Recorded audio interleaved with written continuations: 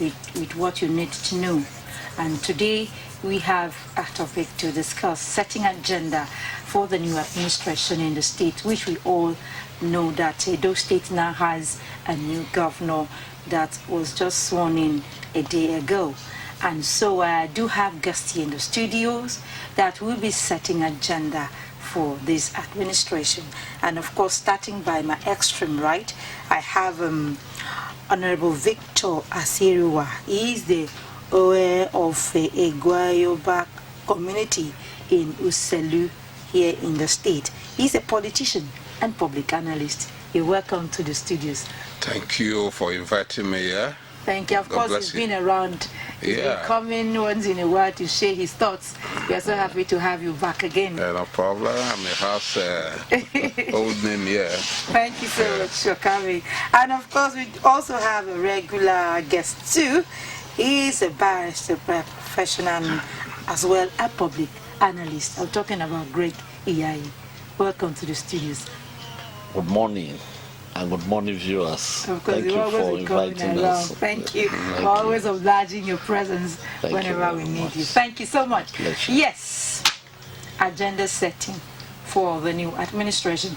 But before we dive into the discussion, let's bring to you the backgrounder. The 8-year tenure of the immediate past governor of Edo State, Governor Godwin Obaseki, has ended Tuesday, November 12.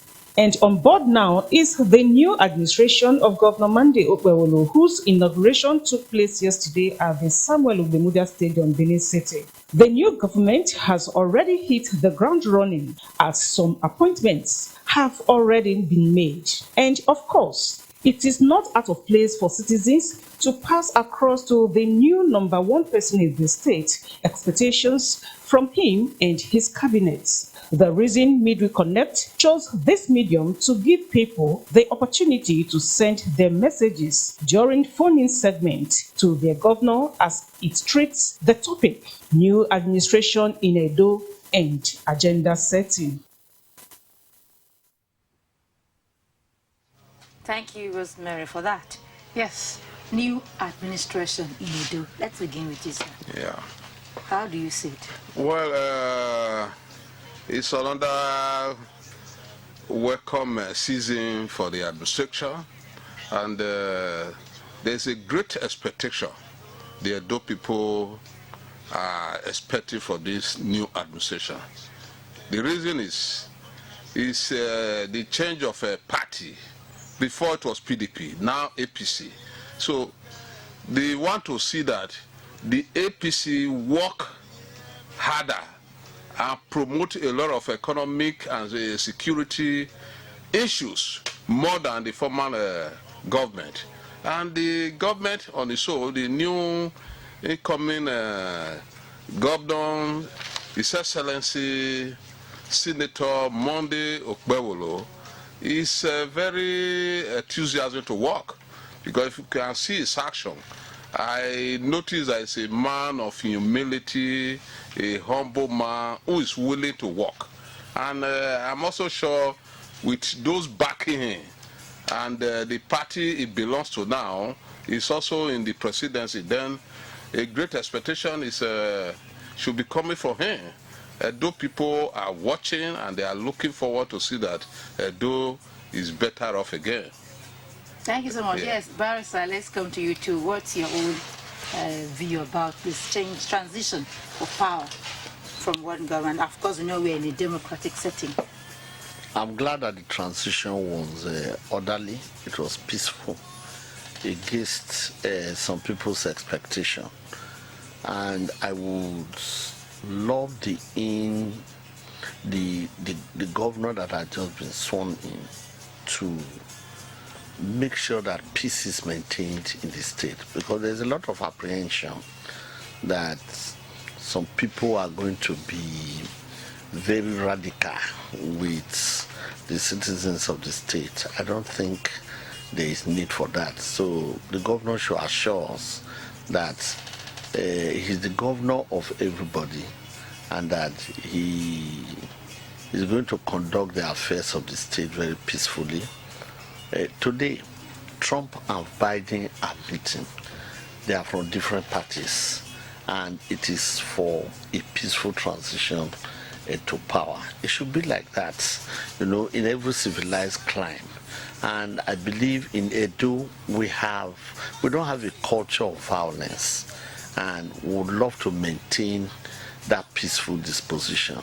And then the governor should convince us that he can do better than what the other governor has done.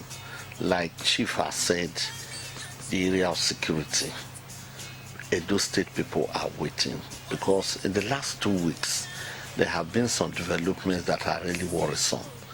And then the Edo State Security Network, I would like the governor to really straighten that out and make sure that they get back to work, because they are like our community police.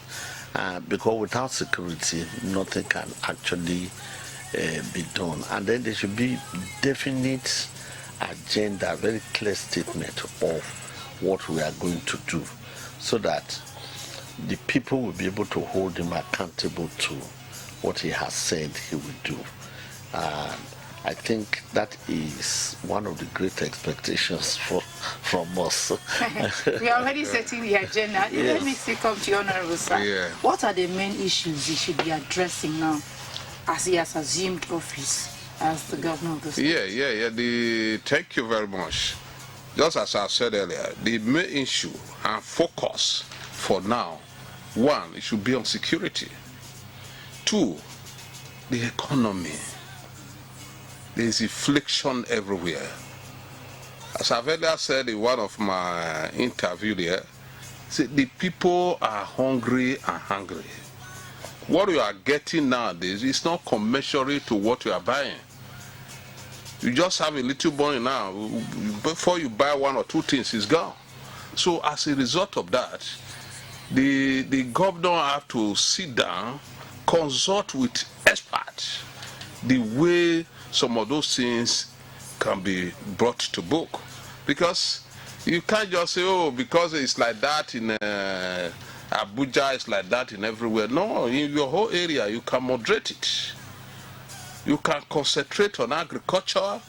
You can concentrate in, more especially, this price control board, very essential this time around.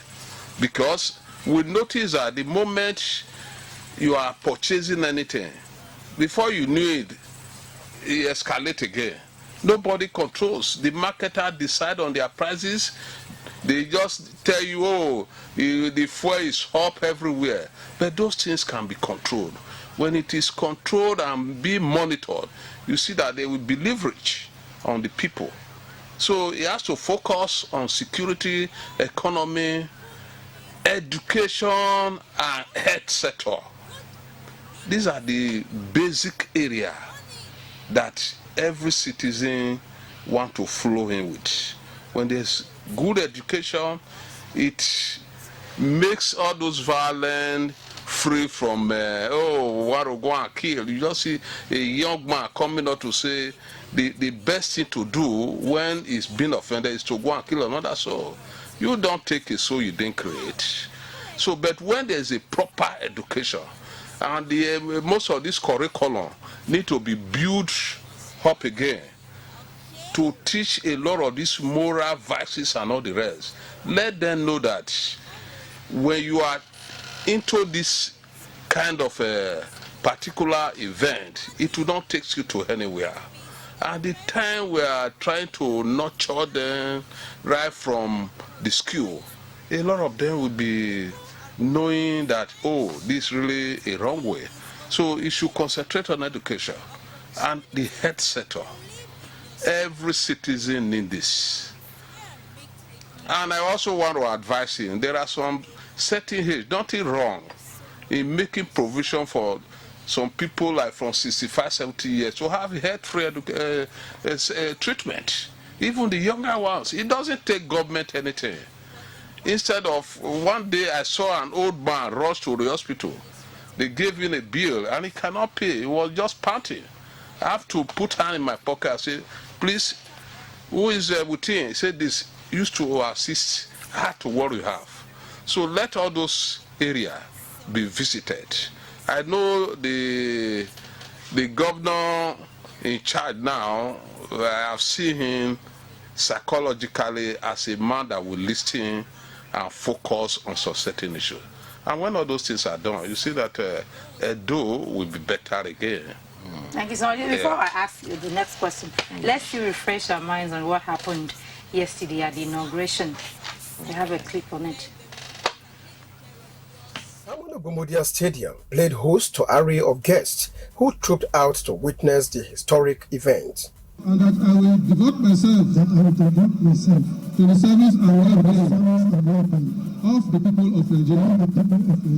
So help me God. The governor rode in a motorcade to inspect the guard of honor mounted by a detachment from the Nigerian Police, Nigerian Correctional Service, and the Nigeria Security and Civil Defense Corps before taking the guard of honor salute. In his inaugural speech, the governor appreciated the people of the state for their support assuring to govern in the fear of God.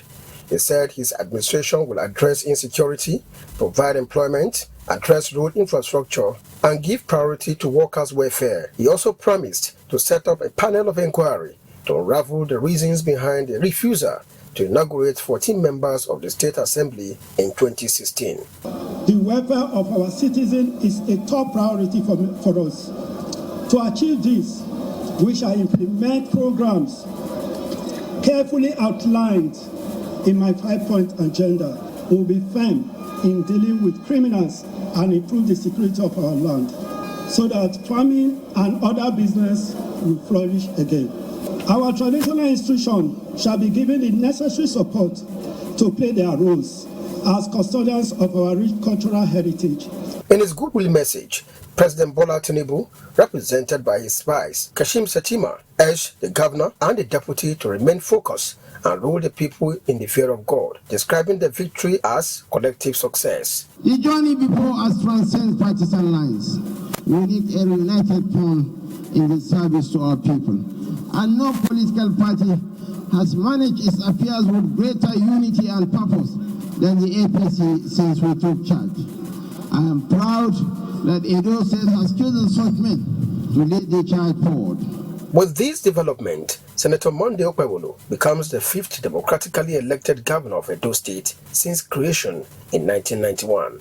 In Benin, Goodluck Inaini, NT News.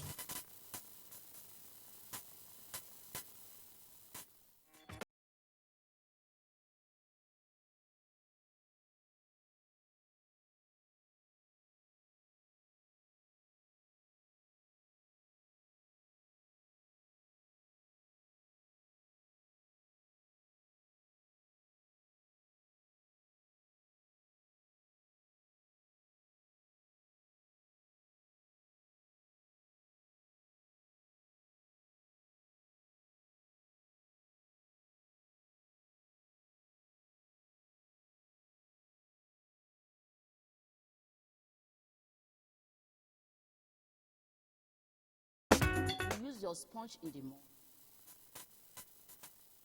Benin, we just saw the inauguration of the new governor of the state, Senator Mondo Okpewolo. Now, I'll come to you, Barrister. We know that once a new administration sets in, a lot of people would like, what comes to the mind of the people that who are the people he will be working with. Of course, he cannot achieve whatever he wants to achieve by himself. He needs a cabinet. That's true. Kind of to work with him and ensure he hits the ground running. So what are your thoughts on his cabinet formation? Already he has made some appointment. The CPS has been appointed just yesterday. Yes. He appointed the SSG, the Attorney General, and Commissioner for Health. Yes, pending the House of Assembly will look into it. So what are your thoughts on what the cabinet should be like, the people that should be in it? I think, first of all, it's good that he has made some important appointments, because there are sometimes you see in Nigeria a governor, a president will come after he has been sworn in for months, no cabinet. And such a thing is very Before you continue, please, we would like to tell our viewers that this phone-in program, you can call in and share your thoughts. Of course, it's a new administration. What we would say for the new administration, or your advice and contribution, the number to call is 0703-695-7086. Once again, 0703-695-7086. Sorry, Barrister, I can continue. Yes, having said that, it's good he has made some appointments. And I believe before he came or after he won, he knew what he was going to do. And he knows the people around him. So he should actually hit the ground running. Because one of the things that Americans are praising Trump for now is the quality of the cabinet. Not just the resounding victory, but the quality of the cabinet that he's actually picking.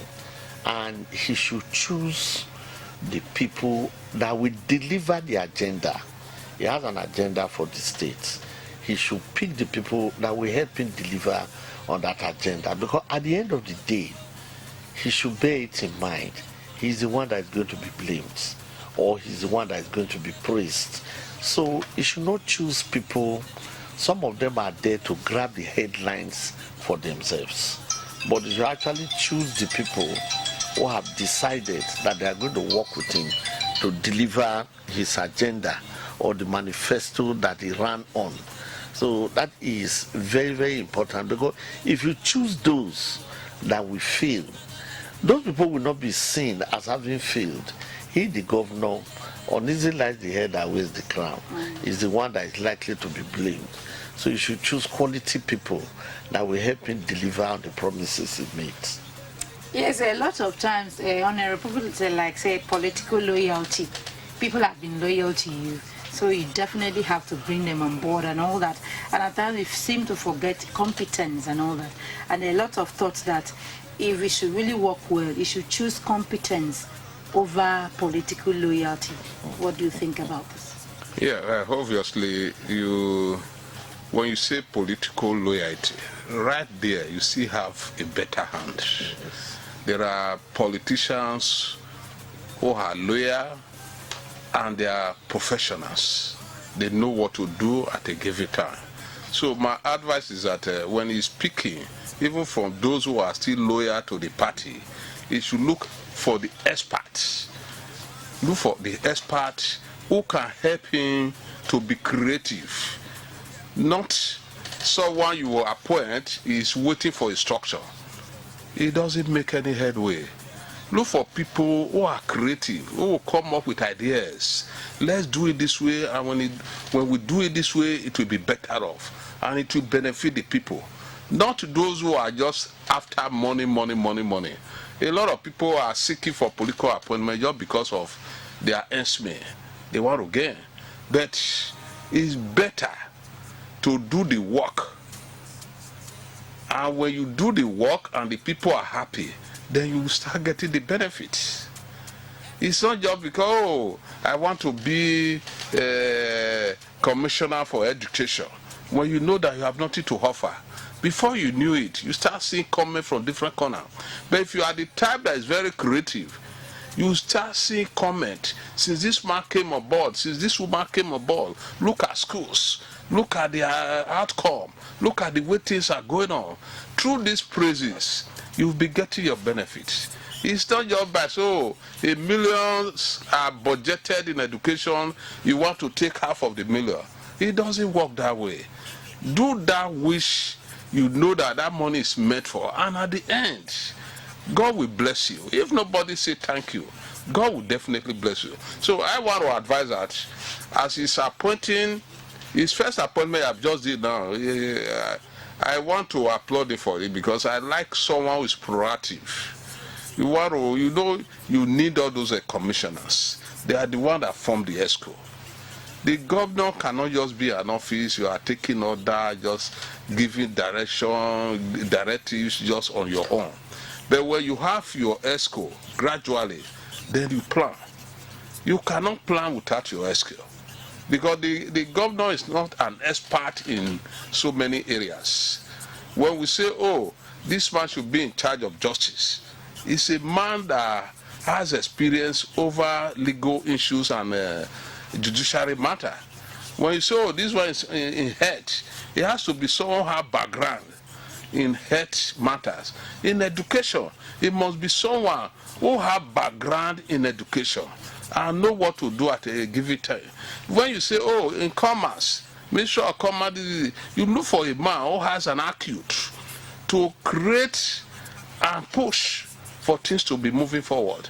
Because the summary of all those things is that we are doing it for the benefit of the people. No government will just say, oh, I want to do this thing for myself. It's because of the people. The people voted you there. And they expected you to do something that will make their life to be better. If they still remain where they are, then you have not made any headway. So we are advising that he has to be very careful. To lawyer is fine, but you can also pick outside this range. If you know that, oh, this man is a mathematician, is a statistician, he doesn't belong to any party, but we know he can deliver. Approach him and consult with him. Please, can you handle this with us? You say, okay. The way people are flowing, it must not be that, oh, all appointments must flow within the party circle. It doesn't work that way. The moment you concentrate on that, then you are not ready to build.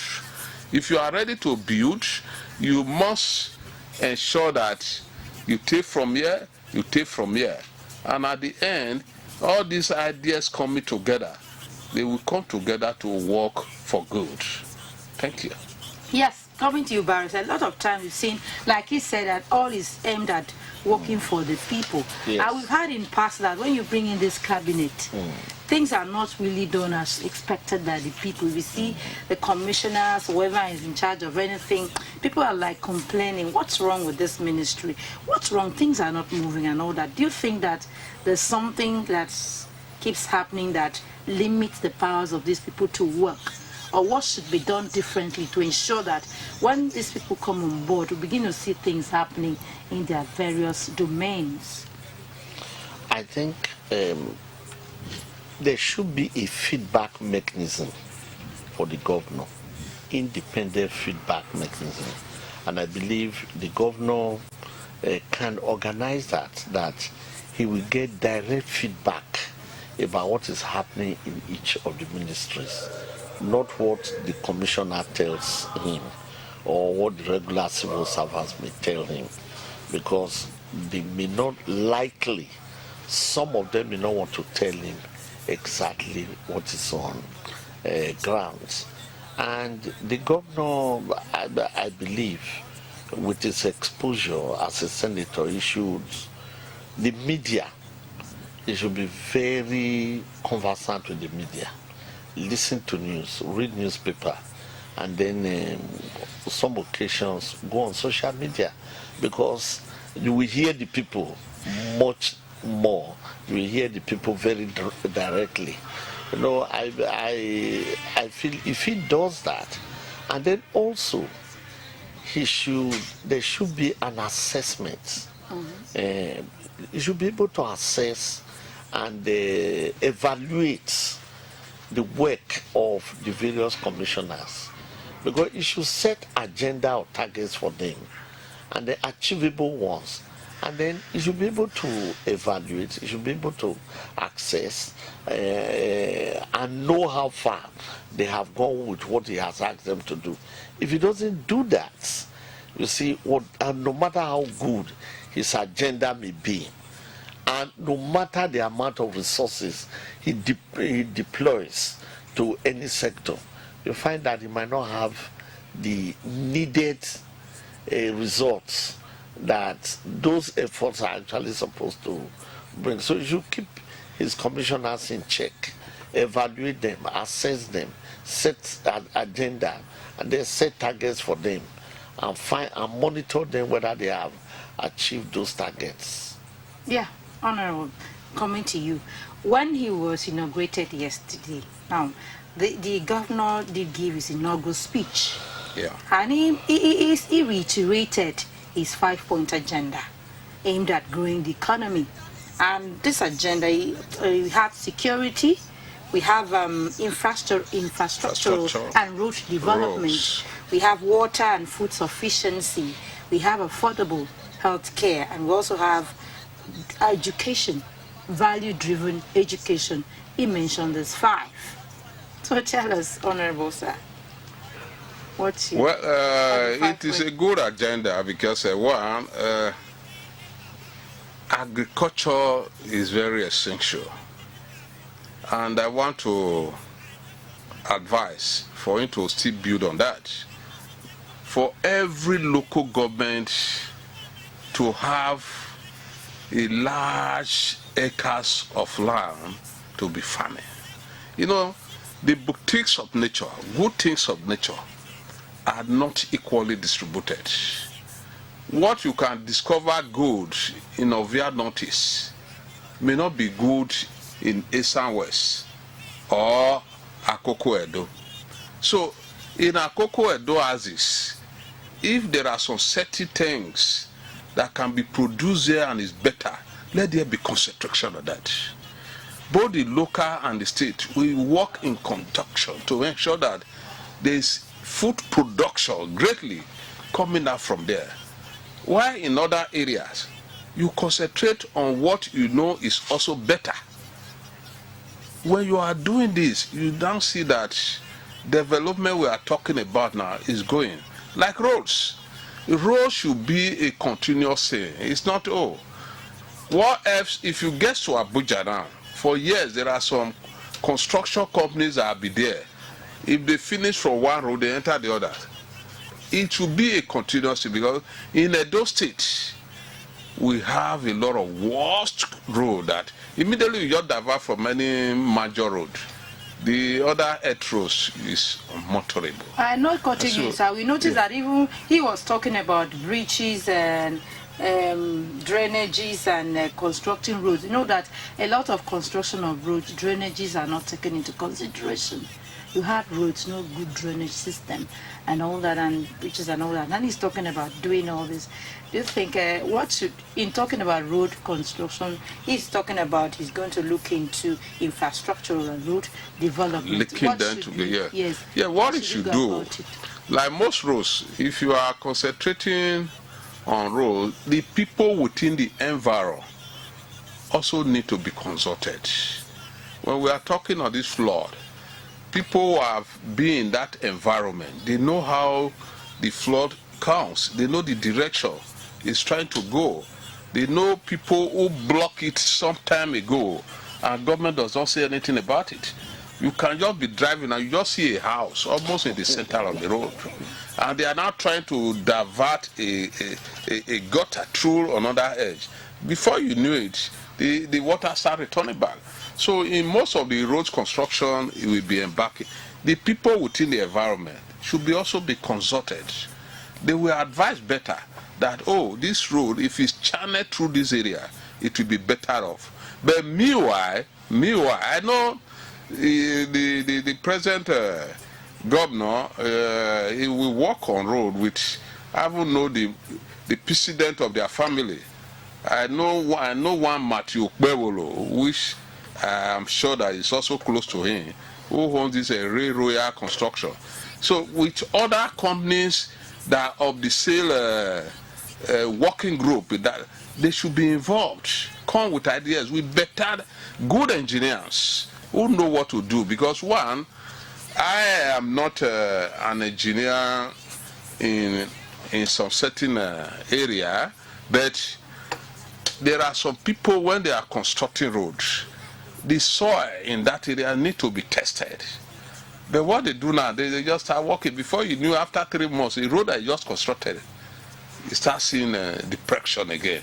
So if you work with experts, consult the people, road will be okay, will be good. For education, I will advise even the governor himself to tour around some local government and see the schools over there, how it is. Some schools as of today, they don't have teachers. And believe me, I was a boss in those areas before. There are some schools till now where children sit on blocks.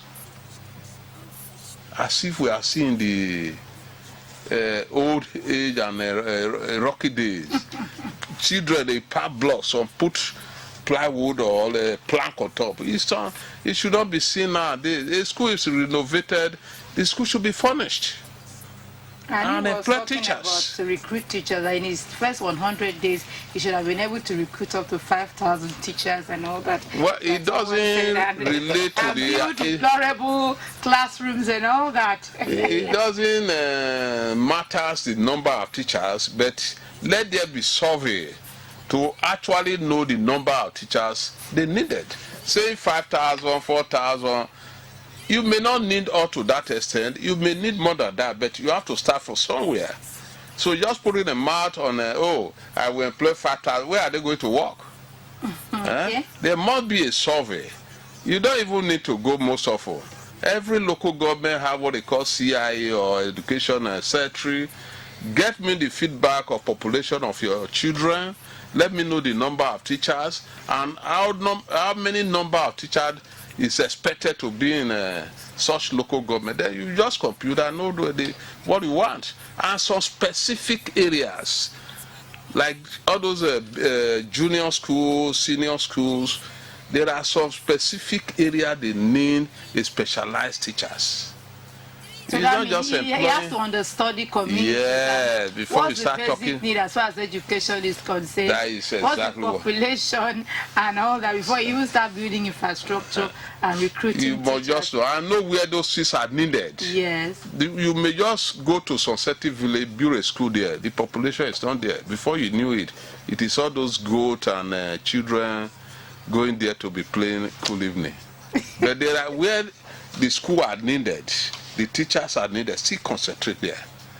Though it is a right of every community to have a school. Yeah.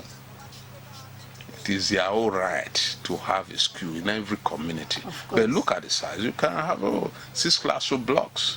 It's okay. There are some that need, you can even decongest some schools. If some school population is too great, you can look for an environment where a school can be created. Let me remind you of this. Since 1979-80, you can hardly see any public school that have been created ever since then. In the state? Yes. Apart from the one Ali just did all over there. I've never seen anywhere, say they just established this new school there. I've not seen. Instead, so I mock my Fabi, this dope. Look at if it needs to be decongested and look for a closer area. Government can, if a private person can see a house to buy in an area, why can't government also see a land and some beauty to take over and pay compensation and put a school there? So those are all the starting points. When he's ready and he's focused, you can see that before you know it, the people will be happy. Yes, thank you so much, Honorable Sir. Barrister, coming to you, he did say in his speech that he will partner the federal government, NGOs, those in the diaspora, and other stakeholders to develop the state across sectors. And we know that for the past administration just ended, a lot of people it was a government that was always signing MOUs and all that, partnering and all that, and we seem not to see the benefit and all that, depending on what people see. But looking at the partnership, what areas do you think that the state really need partnership to ensure that this development we are aiming for comes to pass? I would like to give a humble counsel to the governor. There are people around him that would like to rubbish everything the previous administration did. That should not be. Government is continuity. Where the other government stop, you continue from there. And you can even improve on it. That's what brings benefit and the dividends of democracy to the people. You should not abandon the projects that were not completed. If they are for the benefit of the people, you should continue them. And then, what is partnering with diaspora is MOU, Memorandum of Understanding. whether it's with parents, whether it's with diaspora, whether it's with the federal government, whether it's with companies or individuals. And I think it's a welcome development. It's just the semantics, it's just the language, the diction, partnership, MOU, or whatever. No government can provide all the needs of the people. Let's be very clear about this. The government will need, because let me give you an instance. The chief mentioned something about Ali schools. How was it possible for almost every community to have a school? Ali, what he did is that any community that can set up a block of classrooms, I will post teachers there, I will bring a school bus there, and there was competition among the communities. Schools were springing up, because what was his vision? That no child should trek more than 1 kilometer to go to school. And he brought the communities to partner with the government. Those are the schools Chief was talking about, that even in some places no new schools have been built, but those schools were made possible by partnership. So it's very good that he wants to partner, whether it's with diaspora, whether it is with companies. So far, the terms or the memorandum of understanding, they are not against the interest of the state, and that's where I would like him to be very careful. There are some of these companies, particularly foreign companies, I don't want to mention names, who want to use such partnership to enslave our people and then put the state in bondage so that our common patrimony will continue to go to them. He should be very wary of it. And the Attorney General and Commissioner for Justice should be very careful of every word in any memorandum of understanding or partnership, whether with an individual, whether with a company, or anybody. And then it's good, the federal government. I mean, there's no Nigeria without the states. So what is Nigeria? Nigeria is a conglomeration of states. So it's very good that the federal government is coming, because the federal government is benefiting from us. The oil in our states, we cannot drill oil. It's the federal government that drills it. They should give us something back. And I'm very happy that he has said that he's going to work on that. Please let him work on it, and let us have something back for what the federal government is taking from us. And for those foreign companies, they are welcome as long as they genuinely want to develop our state. For those in diaspora, they are our sons and daughters. They have been doing it individually, because let me tell you the truth, if not for those in diaspora, some families would not have been surviving. Some children would not have gone to school. Some parents would have been living in abject poverty. So now that they want to do it in a big way, as far back as 1980, the diaspora, those in diaspora in Ghana, were contributing $380 million to the economy as far back as 1980. And the Ghanaian government knew that it was those in diaspora that were actually helping the economy. So let it tap in on that for the benefit of the states. Yeah, thank you so much. Honorable Sir, you did say about that. You did say that government is continuity. Yeah. And a lot of people will say, the past administration, they have their own way of saying it. Never, like someone said that the government was in shambles, that nothing was really good. But if the outgoing governor should meet them, he would disagree with them that it was a total collapse under him. But I would ask, what are those policies and programs of previous administration that the present administration can build upon? Do you think there's anything on ground that he should be able to build upon? A lot of people point to Edo Best and other things like that. What do you think it should build upon? Well, so far so good.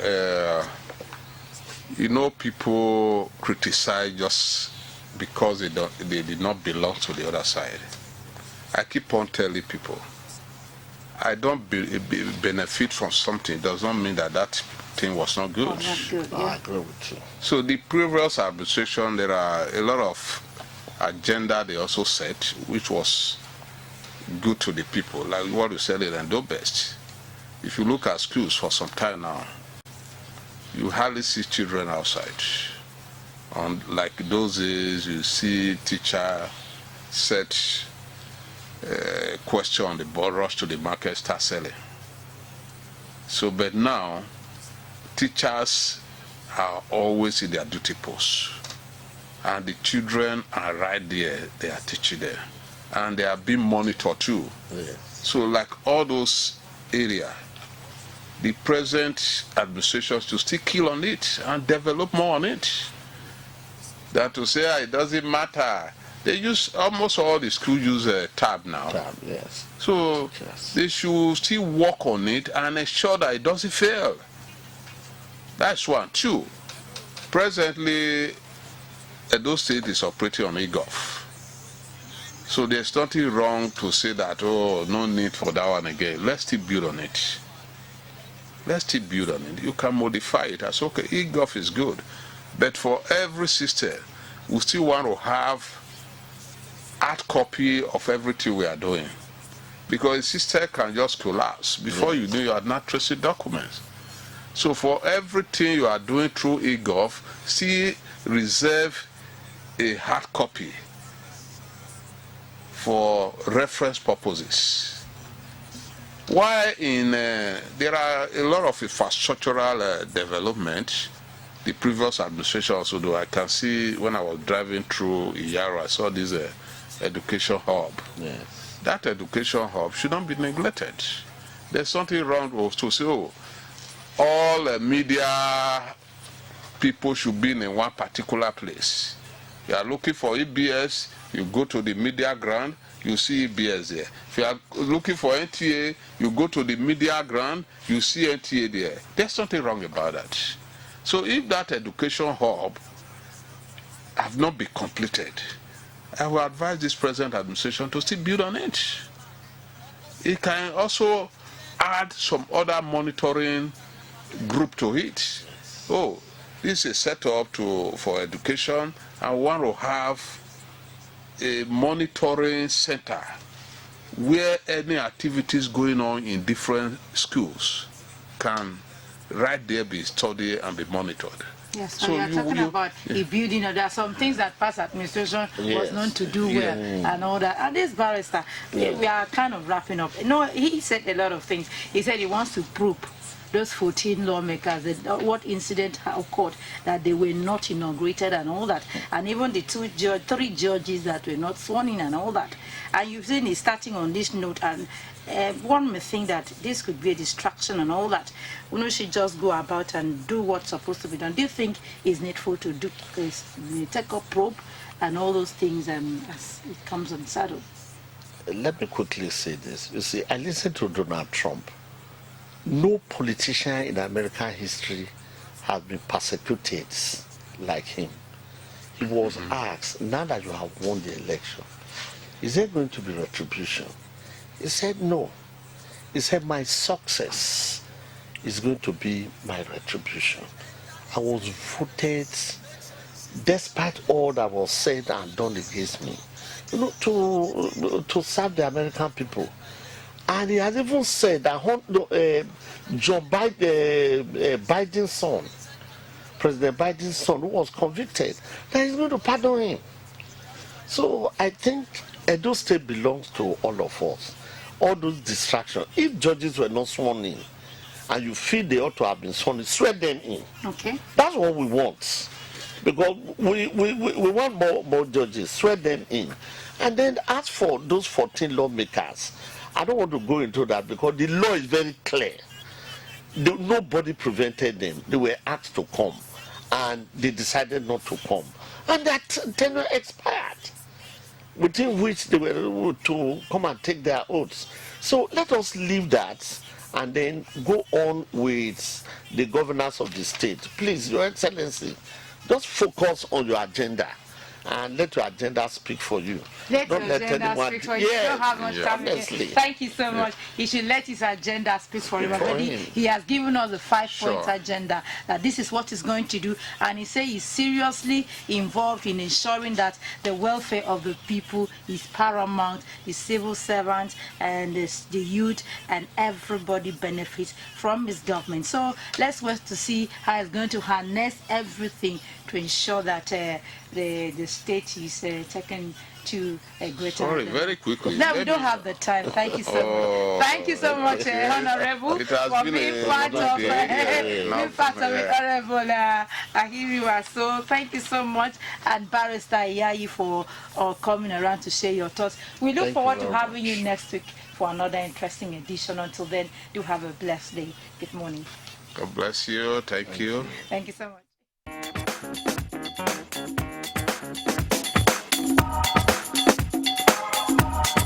Stand up for wildlife. So please report wildlife crime